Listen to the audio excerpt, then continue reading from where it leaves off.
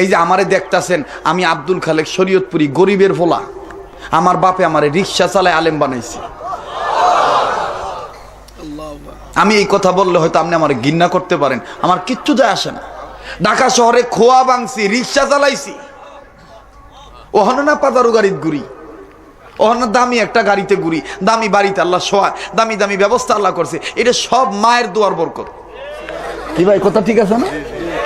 আমি আবার একটু আজ্ঞান, তো একটু আজ্ঞান, আমার বাবা বাবু চেহারা দিই, এদিকে আহেন। আরে জুত পাইবেন মিয়া, আহেন আহেন, দেখ কেলেন বক্তা, এটা আলাদা মাল। এদিকে চেহারা দেই মিয়া। মামু আপনি কাছে থাকেন, মামু বাইক না যে বিপদ নাই। হাসার সময় হাসবেন, কাদার সময়। এই যে আমারে দেখতাছেন, আমি আব্দুল খালেক শরীয়তপুরি, গরিবের ফোলা। আমার বাপে আমারে রিক্সা চালায় আলেম বানাইছে। আমি এই কথা বললে হয়তো আপনি আমার ঘৃণা করতে পারেন, আমার কিচ্ছু যায় আসে না।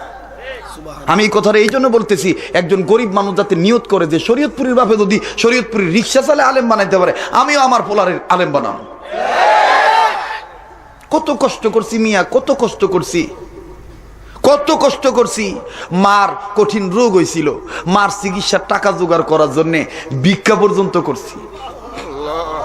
ঢাকা শহরে খোয়া ভাঙছি, রিক্সা চালাইছি, ওখানে না পাদারু গাড়িতে ঘুরি, ওখানে দামি একটা গাড়িতে ঘুরি, দামি বাড়িতে আল্লাহ শোয়া, দামি দামি ব্যবস্থা আল্লাহ করছে। এটা সব মায়ের দোয়ার বরকত।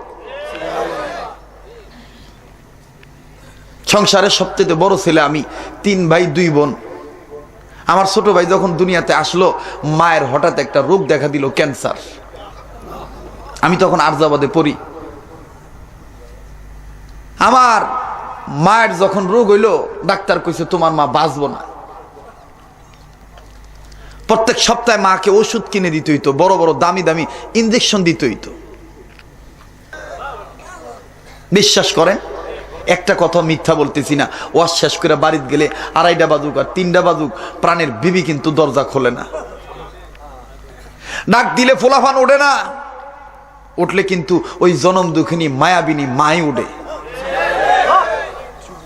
কিরে মা তুই ঘুমাস নাই? মায় ডাক দিয়ে ওকে, বাবা রে তুই বাইরে থাকলে আমার ঘুমও ধরে না।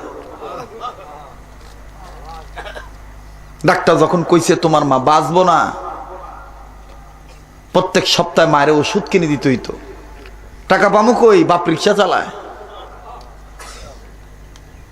ছুটি দিত, ঘুমানোর টাইম 3 ঘন্টা, 9টায় ছুটি, 12টায় আবার উঠতে হবে।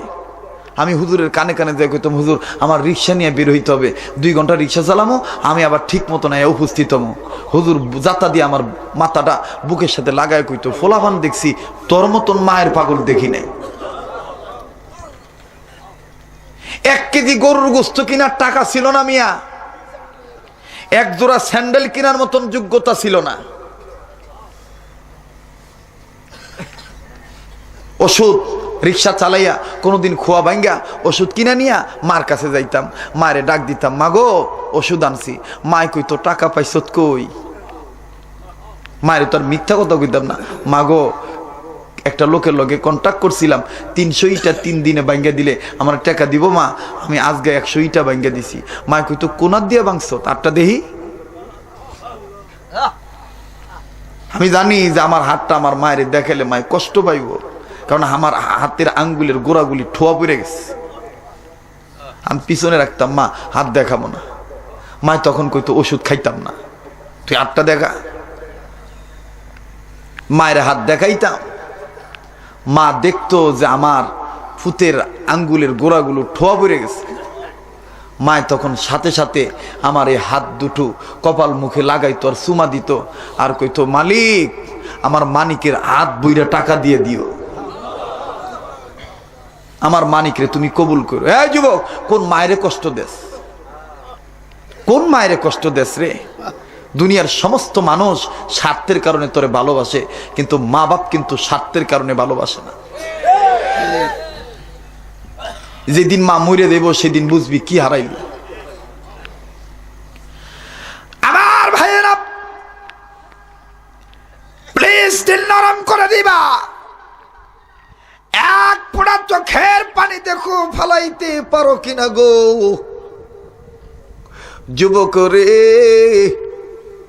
এ বন্ধু, মা জননী কত আপনজন, মা কত আপন। মা যার বেঁচে আছে তার বড় নিয়ামত আছে, মা যার বেঁচে নাই তার কপাল বড় পোড়া। আমার ভাইরা রে,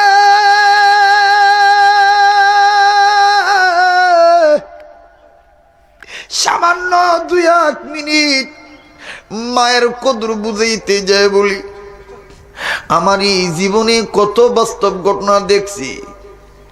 দক্ষিণ অঞ্চলে ওয়াজ করার জন্য ফেরির মধ্যে গাড়ি তুলছি, আমার গাড়ির পিছনে আর একটা অ্যাম্বুলেন্স উঠছে। অ্যাম্বুলেন্সের ভিতর থেকে কচি বাচ্চার কণ্ঠে আওয়াজ আয়, খালি কান্দে আর ডাক দিয়ে বলে, আব্বু গো, আম্মুর কাছে যাব, দুধু খাবো। আমার ভাইয়েরা অ্যাম্বুলেন্সের কাছে দিয়ে ডাক দিয়ে বলে, ভাইজান এই বাচ্চার মা কই? লোকটা কান্দে ডাক দিয়ে বলে, হুজুর আমার বাচ্চার মারলাম অ্যাম্বুলেন্সের মধ্যে রয়েছে, আমার বেবি মরে গেছে, আমার বেবি লাশ হয়ে গেছে। আমার এই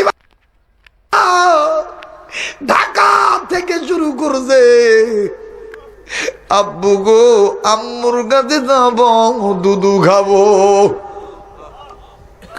এখন বলেন আমি আমার এই বাচ্চাটারে কেমনে বুঝে ওর মা মরে গেছে? আবার বাইরে আমি সইতে পারলাম না। অজু বানাই না, ফেরের নামাজ করে যায়, 2 রাকাত নামাজ আদায় করলো। আল্লাহর কাছে হাত তুইলা বললাম, খোদা রে, আমার কপাল কত ভালো, আমার মায়ের তুমি এখনো জিন্দা রাখছো। প্লিজ দেখেন তো হাকিকতান বাস্তব এক ফোঁটা পানি বের করা যায় কিনা। এই ময়দানটা তো ওলি আল্লাহর ময়দান।